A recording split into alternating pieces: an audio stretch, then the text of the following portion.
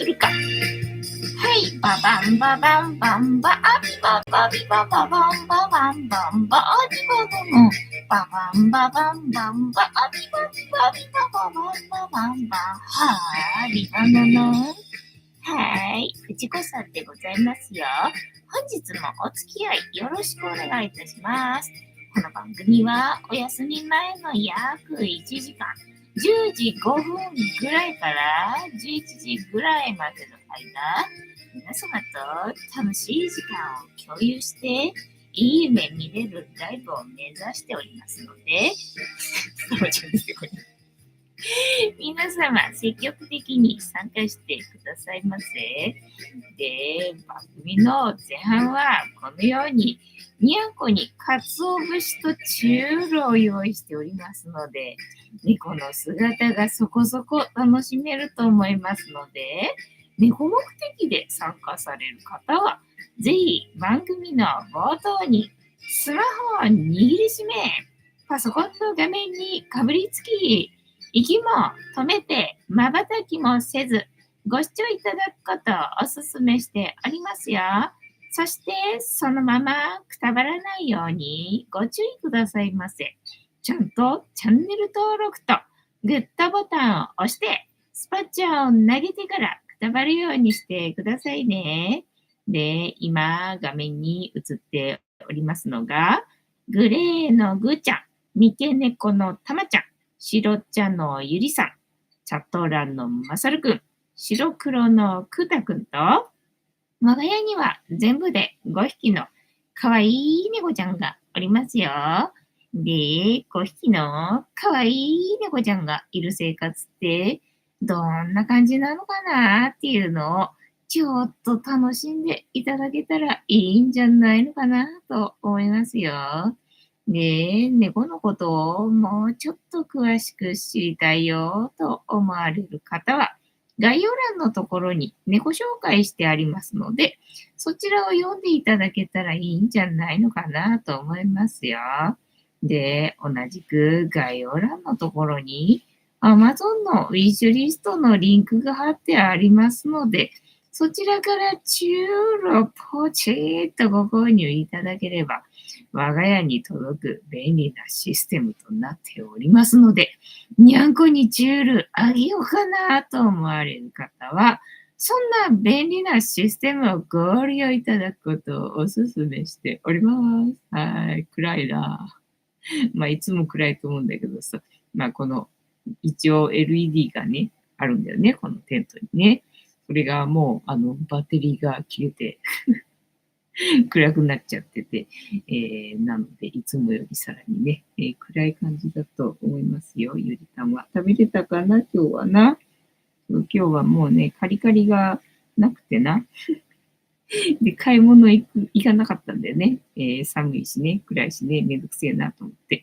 だから明日の朝の分をね、取っとくために今日はあまりカリカリあげてないのね。まあ、残ってたからいいかと思ってさ、それで済ますかと思ったんだけど、いつの間にかなくなっててな。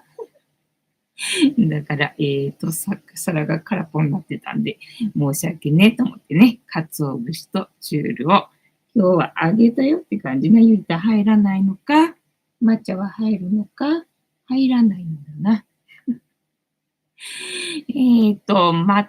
またべいさんかな。はじめまして、ボンソワ。本日もお付き合いよろしくお願いいたします。で、一日一個、猫に関してのお話もしませんので、これから皆様と一緒に乾杯しようと思いますので、お付き合いよろしくお願いいたします。で、乾杯の時に、ジャスティスって言いますので、一緒に言っていただけると嬉しいです。では、いきますよ。せーの。ジャスティス。はい、ぐーちゃん。ジャスティス。たまちゃん。ジャスティス。まちゃくん。くた。ゆりさんいないな。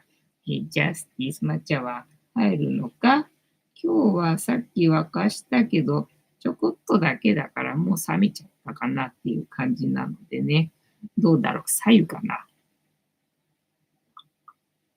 そうだな。お湯ってっていうか、左右っていうか、その中間ぐらいだな。塩入りの、お湯でございますよ。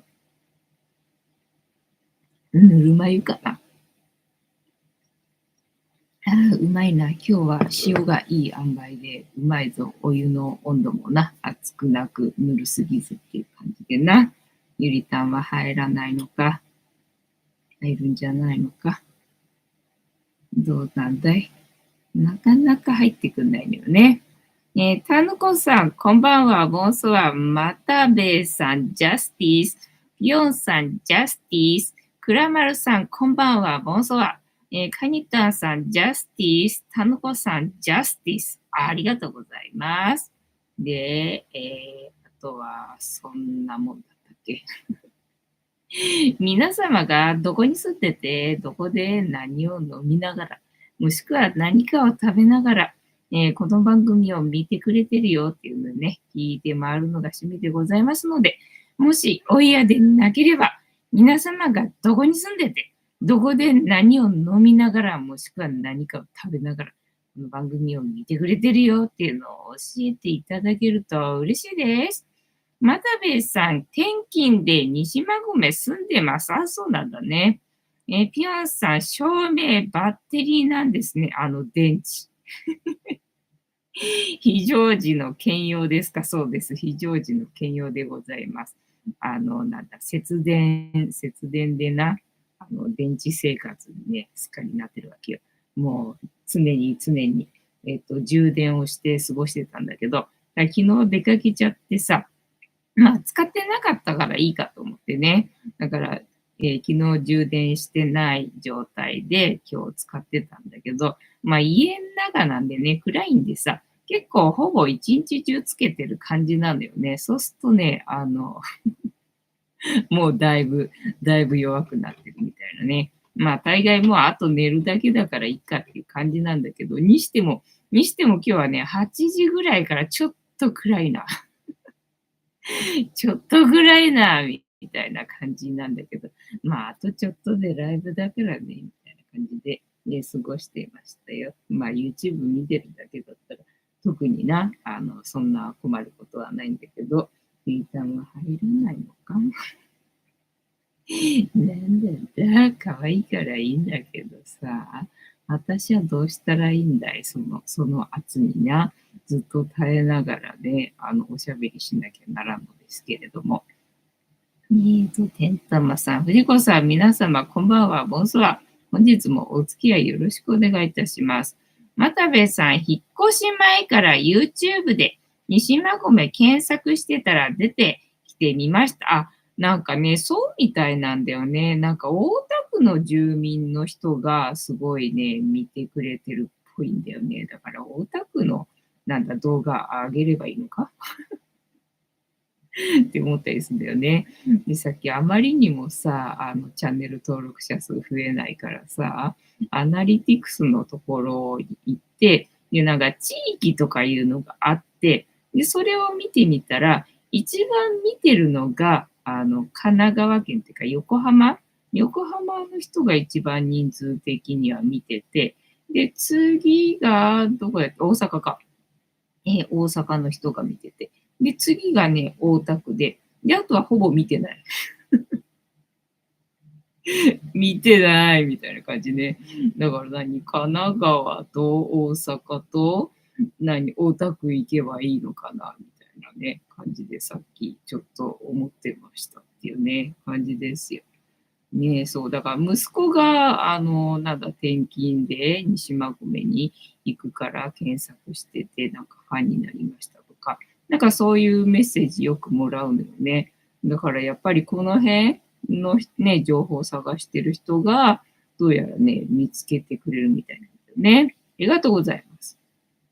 カニタンさん、またべえさん、くらまるさん、はじめまして。文京区のカニタンと申します。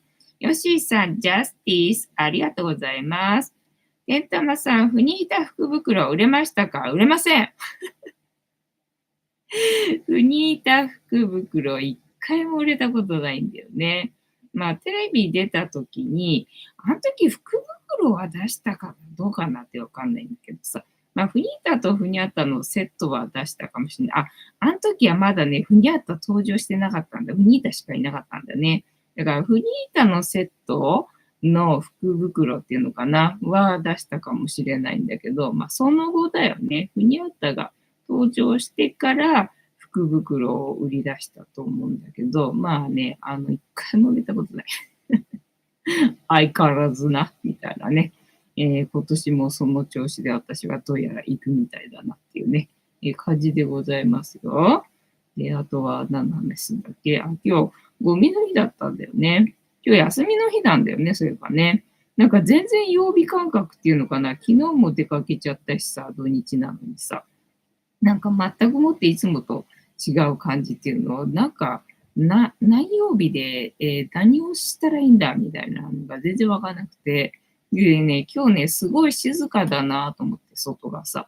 なんか車の音もしないし、いつもだったら救急車のピーポーピーポーの音がうるさかったりとかさ、まあ、うるさいっていうかね、またかっていうぐらい走ってたりとかさ、まあ、あとは、なんだっけ、工事どっかしらでなんかね、工事かなんかしてる音とか、あとまあね、幼稚園っていうのかな、保育園かなのね、園児がいるときは園児の声もするし、みたいな感じで。まあね、普通に生活してる平日とかだったら何かしらの音がするんだけど、なんか今日それらの音が何にもなくて、なんかシーンとしててさ、まるで今が正月、1月1日みたいなさ、なんか正月なのかしらってくらい、今日はね、まあ、ほとんど静かだったね。なんかどうしちゃったのかしら。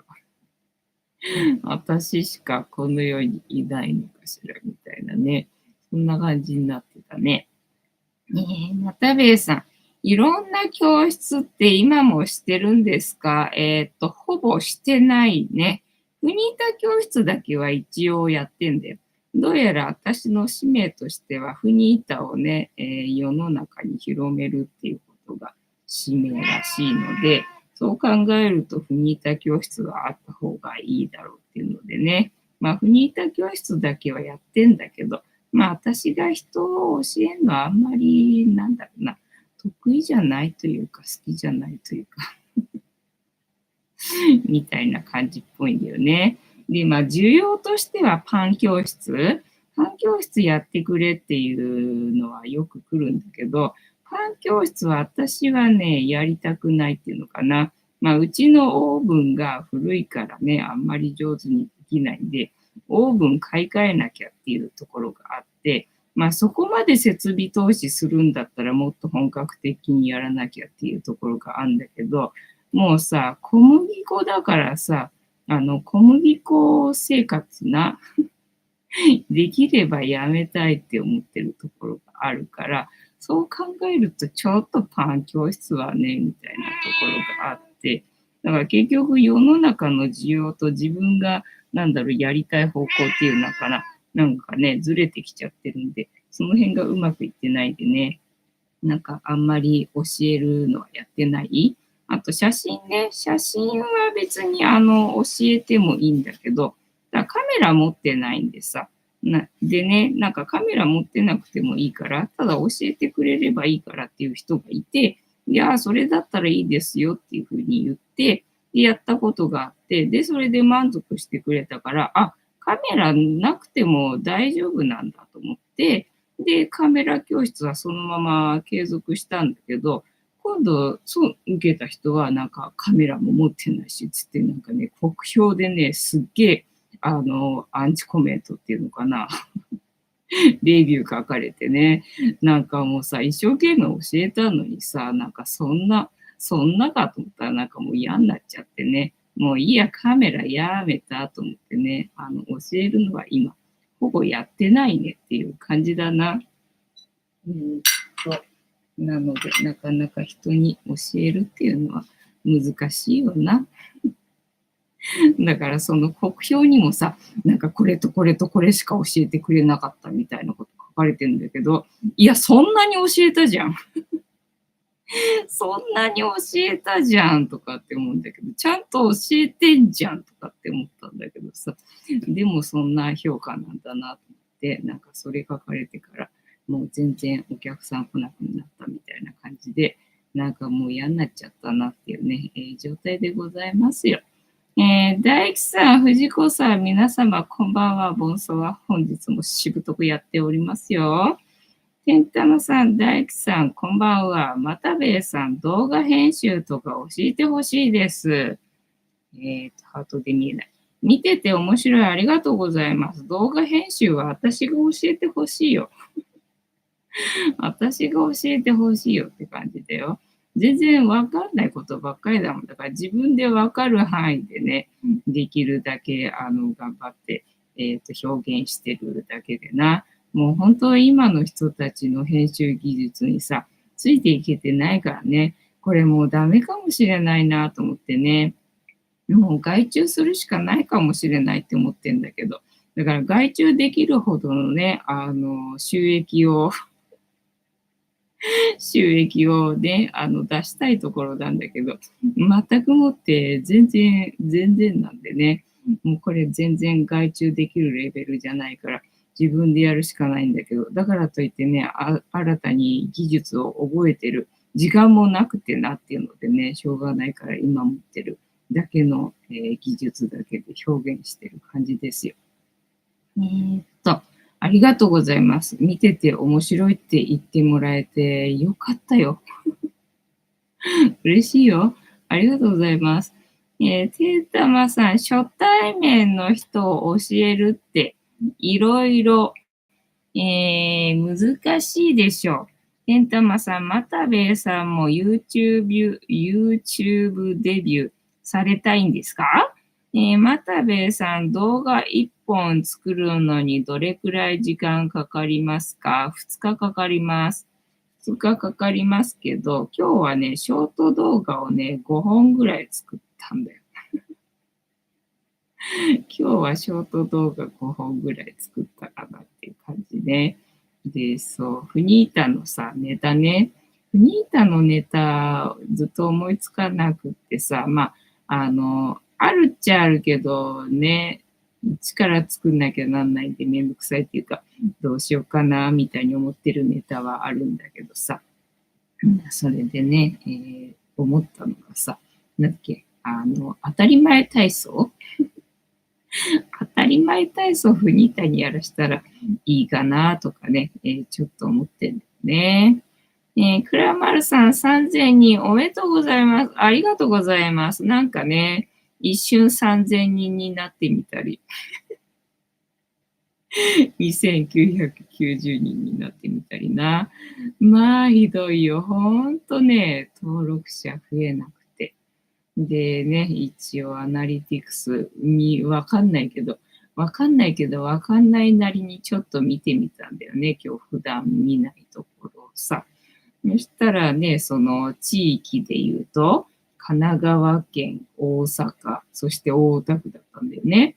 で、見てる人の年代が、なんか同年代になってきたね。前は、上の人が多かったんだけど、なんだ、同年代になってると思って。ほぼ同年代で、で、男女比が前はね、圧倒的に男性ばっかりだったんだけど、なんか知らないけど、どのチャンネルも圧倒的に男性ばっかりがね、視聴者でなんでなんだろうって思ってたんだけど、だいたいトントンぐらいだね。まあ、やや男性が多いけど、女性も半分ぐらい見てくれてる感じでね、なんか均等な感じになってきたなと思って、ちょっと嬉しいなと思ってね。で、まあ、そんくらいかね。見たところ、そう、あとチャンネル登録者数か。チャンネル登録者ね、登録してくれてる動画見たら、もう全然ね、もう全然自分がさ、意図してる、チャンネルじゃない動画じゃなくてさ、ね、なんだ、まあ、やっぱり沖縄のやつ、一番再生されてる沖縄のやつが、まあ登録してくれてるんだけれども、で、あとは登録してくれてない。あとは登録してくれてない感じで、でね、で、そのさ、沖縄のやつもなんか3年経つとどうやら動画のインプレッション減らすっぽいんだよね。で、最近全然ね、多分ね、インプレッションしてくれてないんだよ。その沖縄のやつがね、全く、再生されてないんだよね。だから、多分再生回数もチャンネル登録者数も減って、で、インプレッション数も減って、みたいなね、ことになってるんですよ。だから、あ、もうダメだ、このチャンネル終わるっていう感じで、そんなチャンネルですよ。参ったね。またべえさん、2日大変だな、そうだろう。くらまるさん、3000人おめでとうございます。ありがとうございます。てんたまさん、本当ですね。3000人になってるな。3000になったら2990人になったり、もう行ったり来たり行ったり来たりしてるよ、今日一日でな。ずっとな。またべえさん、また来ますね。明日早いのでおやすみなさい。いい夢見てね。けんたまさん、またべえさん、おやすみなさい。かにたんさん、あ、ほんとだ。つぶやきがちょうど3000人。おめでとうございます。ありがとうございます。けんたまさん、お祝いに福袋をてんてんてん。てんてんてん。まどかさん、こんばんは。今日も盛り上がってますね。ありがとうございます。けんたまさん、フリマ。ヤフーフリマには、出せないんでしょうか。いや、ヤフーフリマはそうかもしれない。なんか前にね、確か、ペイペイフリマだと思ったんで、この福袋っていうの、中身がなんだかわからないものは、出品できませんって言われて、で、それ忘れて、なんかもう一回ぐらい出品して、で、また同じペナルティでね、もう次やったら赤番だからってね、警告来てて。で、確かヤフーフリマだったと思うからさ、なんかわかんないんだよ。どこだったか忘れちゃったんだけど、もう一回試しに出して赤番されたらさ、もう音も子もないんでね。だから今年は、なんだ、メルカリとかさ、そっち方面には出さなかったんだよね。もうどこだったか忘れちゃったからさ。てんたまさん、まどかさん、こんばんは。はい。で、あと、なんだっけ、何の話してたんだっけ。今日は静かだったなって話と、ショート動画をひたすら作って、で、この部屋だな。この部屋の電気が暗くなってね、眠くなっちゃったよってね、いい話でございますよ。あと食べ物そういえばさ、昨日ね、ばあちゃんの三回忌でね、まあ、栃木に行ってきて、で、父親がね、7日に帰るからっていうので、まあ、それにね、一緒に乗せてもらって帰ってくるつもりで、昨日ね、SL に乗って、で、宇都宮にいて、で、帰ってくるっていう感じで、もうほんとね、とんぼ帰りというか、行くのに時間かかったんでね、もう片道何時間ですか6時間、7時間ぐらいね、かかってるんで、でね、着いて、で、もう墓参りと、なんだ、仏壇に線香やって、で、墓参りして、で、店じまいじゃなくて、なんだ、家の戸締まりしてね、で、帰ってくるみたいなね、そんな感じだったんだけどさ。で、仏壇にいろいろ備えられてるわけよ。で、いつもまあ備えられてるなとは思ってたんだけど、これって誰が用意してんのかなってずーっと知らなかったわけよね。なんかいつも綺麗な状態であるからさ、なんか誰が用意してんのかなこれ、偽物偽物かないや、本物に見えっけどなとかって思って不思議に思ってたんだけど、なんかどうやらうちの父親がいつも用意してたらしいんだよね。ああ、そうだったのかと思って。で、最後いつもね、引き上げて、で、帰ってくるんだって。じゃあ、そうだったのかとなって。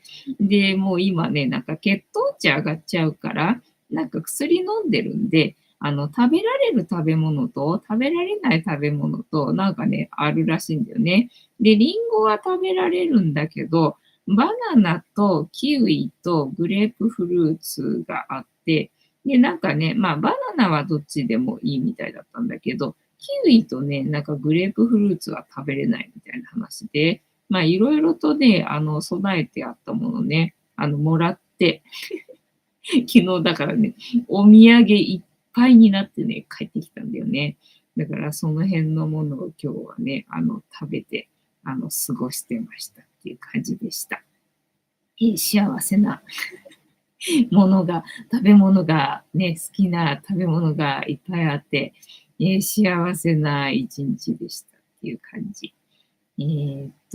まどかさんこんばんは。まどかさん、今日は前から気になっていた、近所のトンデンというレストランに行ってみました。おお、確かにな、トンデンっていうのあるの知ってるけど、私も行ったことないな、多分な。ちょっと高級な和食ファミレスみたいな店です。ああ、そうなんだ。なんか名前からしてとんかつかなんかね、だから和食で、とんかつメインの和食的なお店かなと思ったんだけど、そんな感じなんだ。ね、美味しかったです。ああ、そうなんだね。よかったね。天玉さん、お土産いっぱい幸せですね。そうそうそう。なんかね、近くにほら、栃木だからさ、いちごが名産なんでね。で、美味しいいちごを売ってる、農家っていうのかな、があって、で、昔そこでね、買ってくれたいちごを食べて、なんかすごく美味しいからっていうので食べたらさ、いや、本当になんかね、美味しくって、いや、言うてもまあ、いちごだからさ、なんて思って食べたんだけど、なんか感動して、なんか知んないけど感動して、いちごで感動して泣くと思ったんだけど、いちごでなんか知んないけど感動して泣いたんだよね。まあそんな話をしたのを覚えてたのかどうかわかんないけど、まあそれでね、まあ美味しいいちごだからっていうので、まあ、栃木いちご名産だしっていうのでさ、まあ忘れたりする時もあるみたいなんだけど、まあ思い出した時に、あ、そうだった、いちごを送んなきゃみたいな感じでね、なんかいちごをこの時期に毎年、ほぼ毎年っていうのかな、2、3年ぐらい続けて、ここ2、3年ね、送られてたんだけど、まあ昨日はね、私が行くからっていうので、まあ送らずね、そのまま買っといたよっていうのでさ、まあそのいちごはとりあえずあげるわっていう感じだったみたいなんだけど、で、1週間ちょい10日ぐらいかな。なんか多分滞在してんだよね、そのおばあちゃん家にさ。で、その間の食料をね、いろいろと持ち込んで、で、滞在するんだけど、その時のね、食べ残し食べ残しでさ、なんか甘栗があって、甘栗大好き、やったと思って。で、その甘栗もらって、で、せんべいも食べてたみたいなんだよね。せんべいいいじゃないか。小腹が空いた時いいじゃないかと思ってね、せんべいの食べ残しももらって、まあ、食べ残しっつってもかじったやつじゃなくてな、残ったやつっていうのと、あと、なんだったっけな、いちごだろうで、備えてあったのにいちごもあったんだよね。で、それはね、酸っぱい。すっげえ酸っぱくて、最近ね、甘いの普通になってきちゃってっからさ、なんかずいぶん懐かしいなっていう感じのさ、すっげえ酸っぱいいちごな、なんか食べて、なんか食べきれなかった。あんまり酸っぱいんでね、ちょっと一日じゃ食べきれなかったんで、まだね、残ってるよって感じのいちごとね、1パックとね。で、あとね、なんかお供えで和菓子ね、道明寺と草餅2個ずつね、セットになってるパックがあって、で、まあ、それ車の中でね、食べながら帰ろうみたいな話だったんだけど、まあ、1個ずつ食べてね、残り1個ずつ残ってたんで、それと、まあ、とにかくいろいろと食べ残しがあって、それをね、で、そう、帰りにね、パーキングでゴミ捨てていくわ、つってね、寄ったパーキングがね、すごい綺麗なね、パーキングで、私行ったことないとこだったんだよね。まあ、大体ほら、バスツアーで利用するパーキングってでっかいところだからさ、ちっちゃいところ行かないじゃん。でね、乗用車なんでちっちゃいところで綺麗だからっつうので、いつもね、なんだ、混んでる時はそこで休憩して、で、混むのがなくなったら、またね、帰るみたいなので使ってるパーキングらしいんだよ。で、初めて行ったんでね、で、お土産屋さんっていうのかな、売店のところもまだね、空いてる時間だったんで、見てたんだよね。そしたらね、何でも買っていいぞっていうので、やりましたと思ってね、ここぞとばかりにさ、干し芋干し芋買ったりさ、干し芋買ったり、なんか芋ばっかりね、なんか芋けんぴ買ったりとかして、でね、焼き芋があったんだよね。で、焼き芋が1本だけ残ってて、で、ほら、スーパーで前さ、焼き芋買ってたんだけど、ほら、スーパーがなくなっちゃったからね。だからもう焼き芋買えないんだと思ったらさ、もうここで焼き芋買わなきゃと思ったんですよ。焼き芋も買ったんでさ、そうそう。で、昨日夕飯で宇都宮のみんみんに寄ったわけよ。で、お持ち帰りにね、買ってってやるみたいな話だったんで、お持ち帰りで買ってもらったんでね、今日の食事は、宇都宮のみんみん餃子だったんだよね。だからそれもあったんだ。豊かだろ豊かだなみたいなね、感じだったんだよ、今日はな。まどかさん、私もそう思ってましたが、とんかつはなかったかも。あ、そうなんだ。じゃあ、なんでとんでんなんでとんでんって名前なんだろうな。なんか、とんかつとおでんなのかしらみたいな感じの名前よね。カニタンさん、とんでん、北海道発祥だから美味しそう。あ、そうなんだ。北海道発祥だったんだ。意外だな。全然北海道だと思わなかったな。機会があれば行ってみたいね。なんか、すごい、なんだろうな、全然、なんだ、通りすがりなんかほんとどっか行った時の通りすがりにね、見かけるっていう感じでさ、近所にあるわけでもないし、普段自分が生活してるね、行く場所にあるね、途中にあるとかっていう、そういう店でもないんだよね。本当ないんだよね。知ってるけど、店はなんか知ってるけど、行ったことないもんな。まどかさん、やたら北海道そばをアピールしてました。へえ、北海道そばっていうのがあるんだ。それは知らんかったな。あ、でもそばってなんかね、育てやすいらしいんだよね。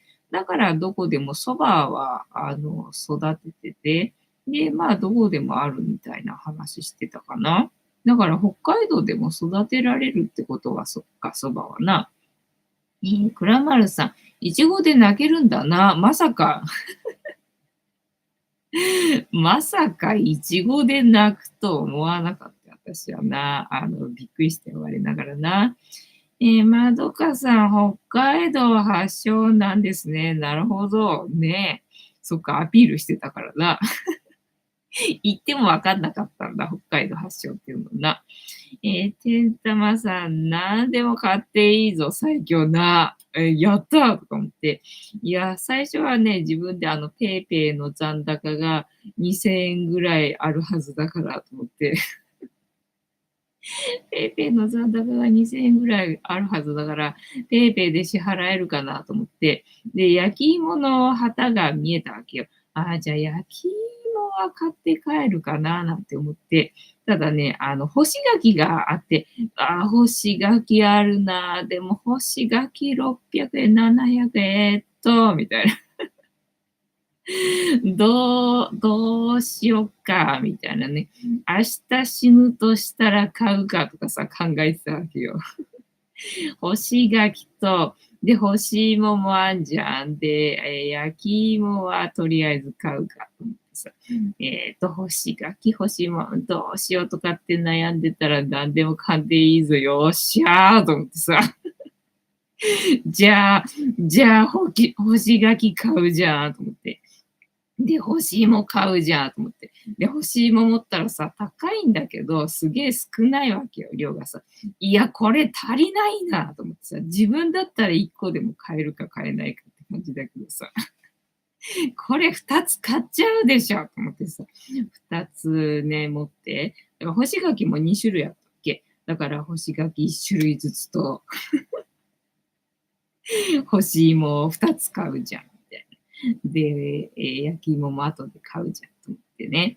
で、いたわけよ。で、うろうろしてたらさ、なんか他のね、もっと大きい袋で訳ありみたいな、干し芋もあったわけよね。で、そっちの方が量が多くて、なんかしっとりしてて、美味しそうだったんだよね、そっちのがね。で、量もしっかりあるから、いや、こっちのがいいなと思って、まあでも、何でも買ってくれるから別に、こっち戻さなくていいからと思って、なんかね、やたらさつまいもばっかりで、あとはさ、乾き物っていうのかな。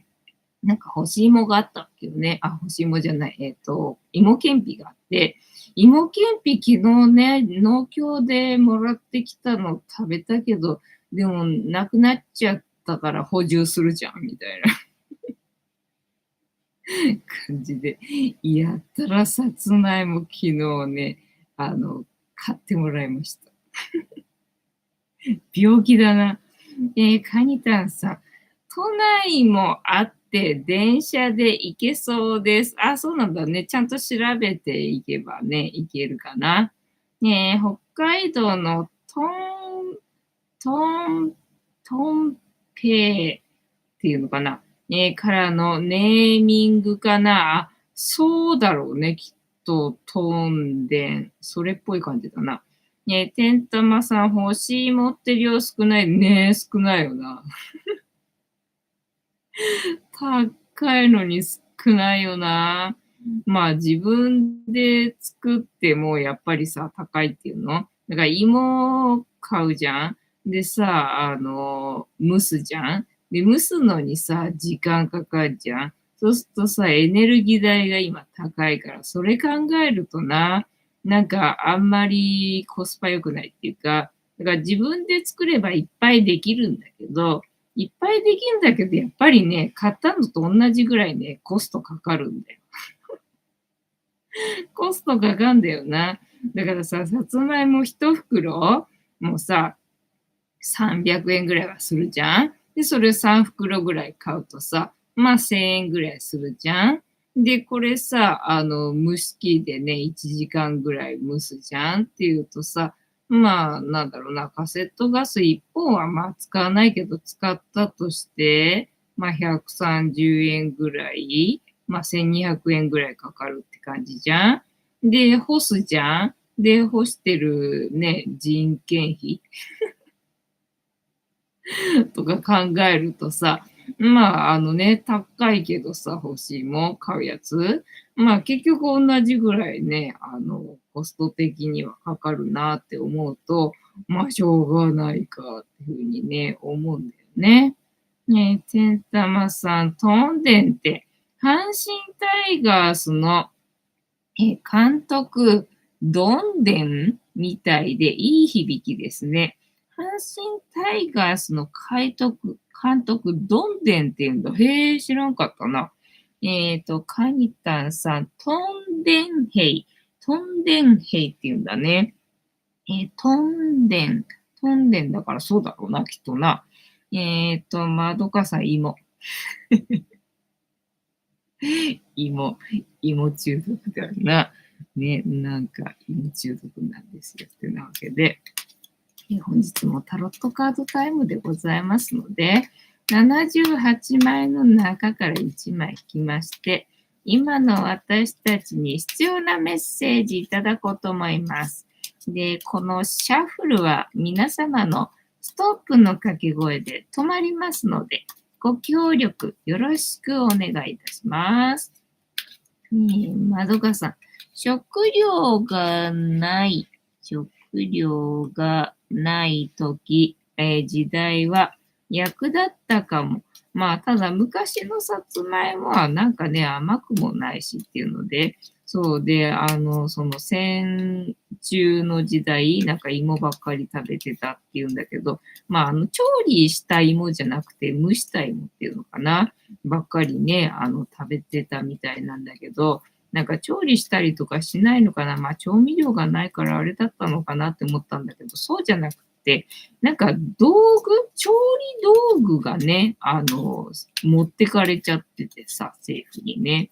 なんか調理できなかったみたいなんだよね。あ、そっか、そりゃあね、食べ方工夫するってことできないから、もう本当火として食べられる状態にして、食べるってことぐらいしかできないから、そっか、そりゃあ美味しくはないよねってね、今はほらいろいろとさ、調理法を工夫すればね、いろいろと美味しく食べられるけど、そういうことできなかったんだもんね、と思って。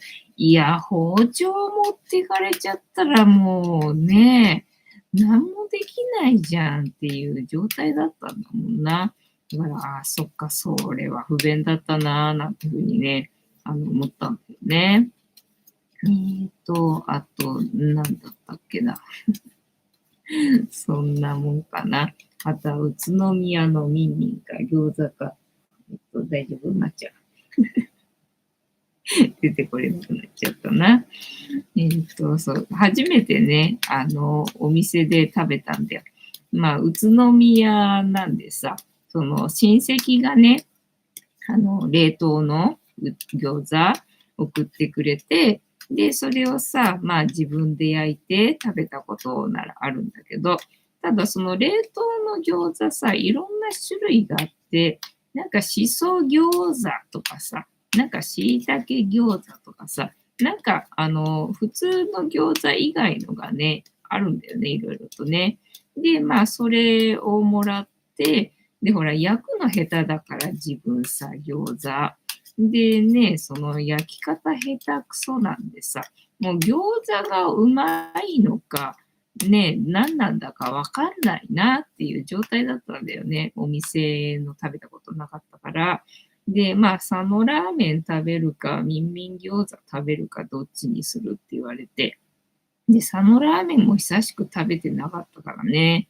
で今、ラーメン高いからさ、佐野ラーメンも好きなんでさ、まあ佐野ラーメンもいいけどと思ったんだけど、みんみんの餃子ね、お店で食べたことなかったから、自分でね、へったくそに焼いた王道のみんみん餃子をお店で食べたことがなかったんで、いや、じゃ、だったらちょっとみんみんで食べてみたいなっていうので、昨日はみんみんでね、餃子を食べてきましたっていう感じ。まどかさん、ストップありがとうございます。では、まどかさんからストップの掛け声いただきましたので、ここから6枚置きまして、7枚目のカード、今の私たちに必要なメッセージいただこうと思います。では、いきますよ。せーの。1、2、3、4、5、6。で、7枚目のカード。本日はこちらでございます。せーの。じゃじゃん。なんだこりゃ。誰だこりゃ。頭抱えとるな。もう頭の中いっぱいいっぱいな。ね、最近は思考を止めるっていう練習をさ、一生懸命やってんだけど、なんか気づくといつの間にかやっぱりね、なんかしら思考してんだよね。もうほんと、なんかしら思考しちゃうプロな。まあ、ただ気づくと、ああ、また思考してると思ってね、思考をストップするっていうことは、やってるんですけどっていう感じな。でもこんなカード出てきちゃったから、まだまだ、まだまだ、他の人よりもいろんなこと考えていますねってことかもしれないな。これ何番だこれ。11、2、3、4、5、6、7、8、9か。えーっと、これはソードか。ソードの、9、情報が多すぎるんだ。情報の断捨離しろっていうことかな。正位置だな。タロットカードの意味。はい。ソードの9。失敗、失望、不安、恐怖、合理的な恐れ。心の整理。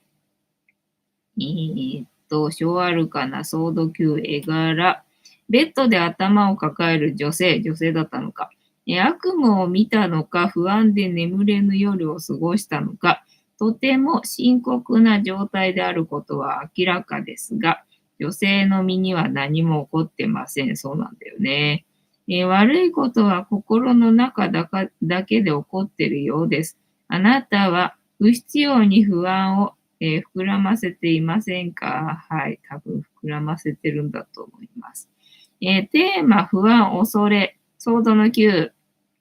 ソードは情報や言葉、思考を表す風のエレメント。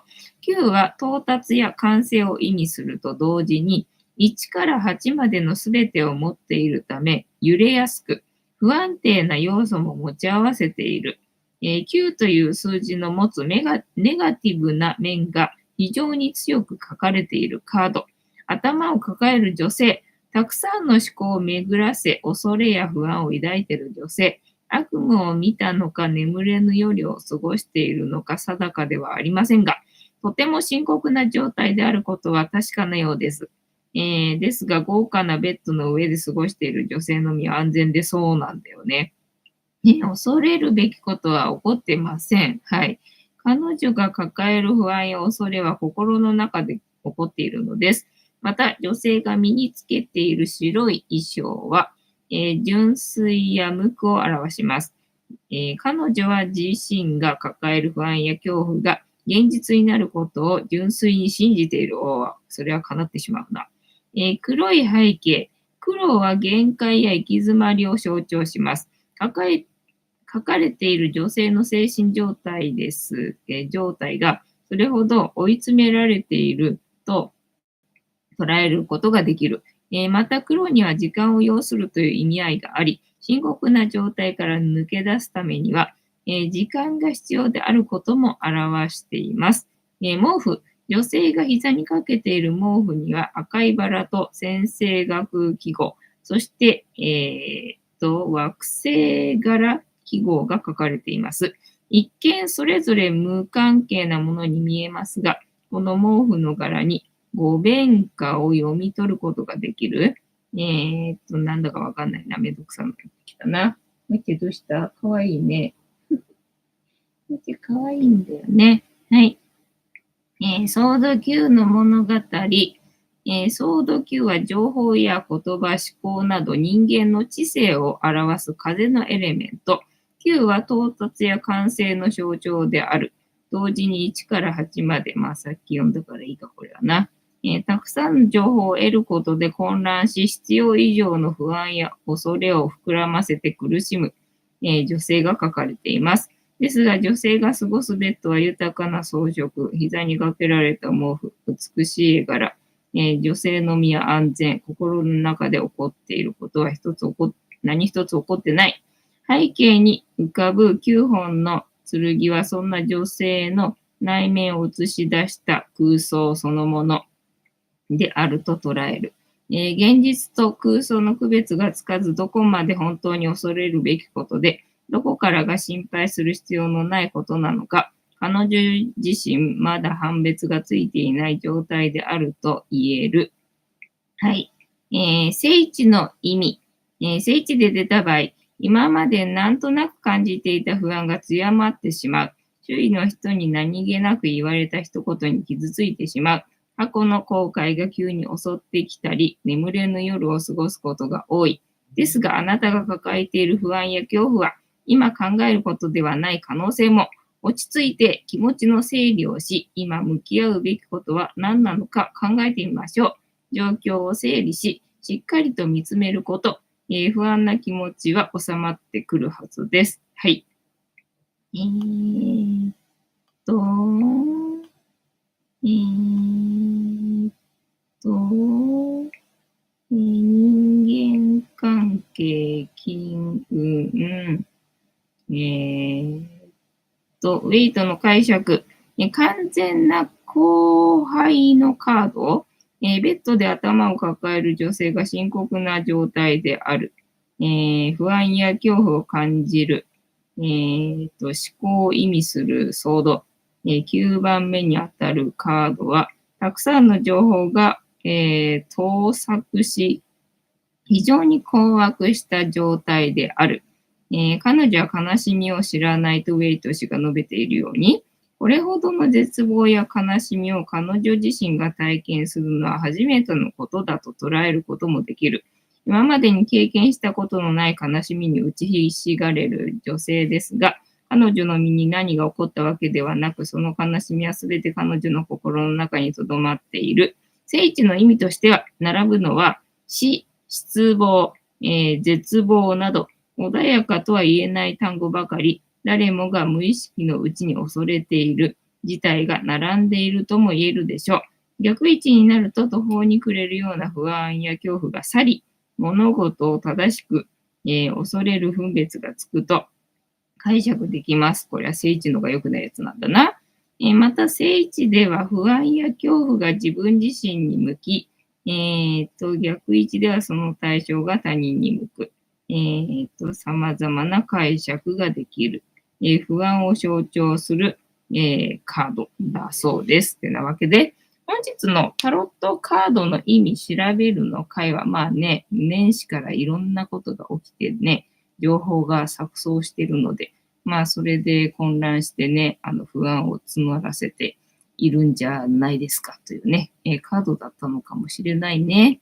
まあ情報を取りすぎるなっていうこともあるのかもしれないな。はい。なんか参考になりましたら幸いでございます。はい。まどかさん、面白いカード。そういえば考えない練習かな。お坊さんが書いた本を読んだ記憶がありますね。いろいろ方法あるんだよな。いろいろ方法ある。まあ、呼吸に集中するってことをやってんな、私はな。呼吸に集中するっていうことをやってるね。まどかさん、9本の剣、怖いですね。絵がね、もう真っ暗でな、剣でな、頭抱えていくからね、なんか死刑にでもなるんですかみたいな感じだけどね。結局、あなたの頭の中で起こってるだけでね、実際には何も起こってませんよっていうんでね。まあ、そうなんだよね。だから私もさ、いや、何でも買ってもいいぞなんてさ、言ってもらえるね、親に恵まれてさ、ねえ、恵まれてんじゃんね、と思ってさ、子供の頃はさ、本当に両親からね、愛されてなくて、まあ、それは事実だと思うんだよ。本当にその時は、両親は私のこと全然ね、おそらくね、愛してなかったと思うんだ。それは多分事実だと思うんだけど、まあ今はね、今はもう、なんだ、母親もね、なんか帰る時には、なんか達者で暮らせよ的な顔でさ、見送ってくれるし、ね、で、父親は何でも買ってもいいぞ、みたいな感じだからさ、ね、だから、なんか三回忌だからばあちゃんがね、大事なんだよね、うちの父親はね。でね、兄弟4人いるんで、まあね、誰かしら来るだろうと期待してたのに、まあお姉さんは来たのかな。なんかお姉さん夫婦は来たんだけど、ただお姉さん夫婦だけしか来なかったらしいんだよね。で、それでちょっとね、なんか期待してたのが期待外れだったみたいなところが、なんかあったっぽいんだよね。で、それで私が行ったんで、なんかそれがね、嬉しかったみたいで、なんかね、それでいろいろ良くしてもらって、まあそれでもね、そんな親に恵まれて、私はなんだ、幸せじゃないかと。だから世の中ね、なんか虐待されたりとかさ、まあいろいろね、いるわけじゃない。まあそういうことされたわけでも何でもないんだからね。まあ恵まれてるなと。つくづく、思った感じでございました。てんたまさん、福袋買ったぞ。おー、ありがとうございます。よかったよ。ね、3000名記念になりましたよ。ありがとうございます。てなわけで、本日も竹縄ではございますが、いいお時間になってまいりましたので、そろそろお開きにさせていただきまして、調子が良ければ11時ぐらいまで毎日のようにやっておりますので、お時間合うときはお付き合いいただけると嬉しいです。で、私の人生の目的は、私の笑顔で私とみんなを幸せにすることですので、チャンネル登録がまだの方はチャンネル登録とグッドボタンを押して、スパッチャーを投げといていただけると、私が笑顔になりますので、よろしくお願いいたします。あと、ご無理でなければ、お友達へのシェアもよろしくお願いいたします。猫の姿が物足りなかったよって方は、このチャンネルには猫の動画がいっぱいありますので、そちらを全部見といていただけたらいいんじゃないのかなと思いますよ。てなわけで、本日もお付き合いありがとうございました。次回も見てくれるかな？はーい。いいとも。じゃんけんぽい。はい。ではでは、いい夢見てね。おやすみなさい。バイなら。